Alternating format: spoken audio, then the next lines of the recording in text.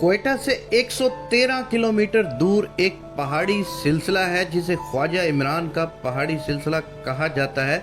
इस पहाड़ी सिलसिले में शांजला और शीला बाग के दरमियान दुनिया की सबसे बड़ी रेलवे टनल है जिसे खोजिक टनल कहते हैं।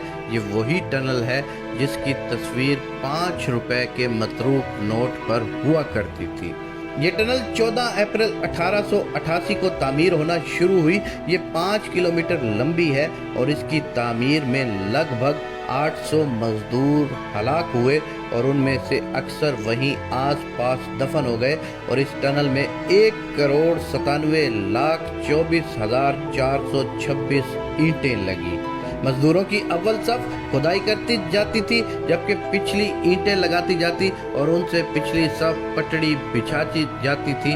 भारी मशीनरी का वजूद न होने की वजह से खुदाई का सारा काम इंसानी हाथों से होता।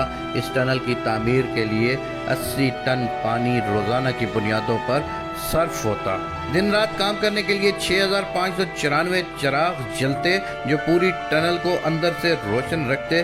मजदूरों की रिफ्रेशमेंट के लिए आज के इंडिया के इलाके से मशहूर ज़माना रक्कासा शीला मंगवाई गई जो रात को रक्स करती और दिन के थके मांदे मजदूरों की तफरीह का कुछ सामान पैदा किया जाता था।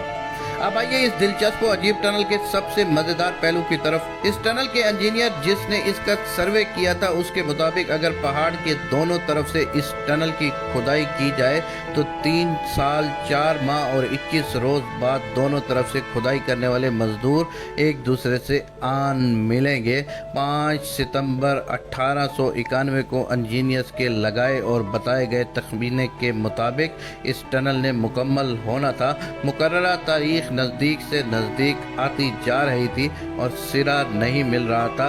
चंद लोगों ने अफवाहें उड़ाना शुरू कर दी कि मजदूर रास्ता भूलकर रास्ते से हट गए हैं। इंजीनियर्स ने गलत सर्वे किया। नाकिस मंसूबाबंदी की वजह से करोड़ों डूब जाएंगे मगर इंजीनियर पुरुमीद था। मुकर्ररा तारीख को दोनों तरफ आने वाली और बिछाई जाने वाली पटड़ी के आखिरी बोल्ट लगने थे। दिन 12 बजे तक टनल के अंदर से कोई खबर ना आई। सारी रात बेचैनी से टहलता इंजीनियर अब भी टहल रहा था। उसे लगा कि आज उसका इल्म उसे धोखा दे गया है। आज उसका सबसे बड़ा ख्वाब पूरा होने की बजाय रेजा रेजा हो रहा था। इंजीनियर चुपके से उठा और पहाड़ी के ऊपर उस मकाम पर जा पहुंचा जहां पर रात को शीला रक्स करती थी। वहां पहुंच के रुका, चंद लम्हे टनल के धाने पर नजर डाली और पहाड़ी की चोटी से गहरी खाई में छलांग लगा दी और तकरीबन ऐन उसी वक्त दोनों तरफ से खुदाई करते एक दूसरे की तरफ बढ़ते मजदूरों के दरमियान रेत की आखिरी दीवार भी गिर गई।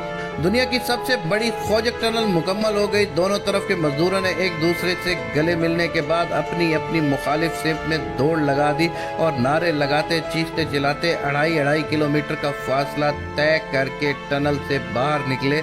दोनों तरफ जश्न का समा बरपा हो गया।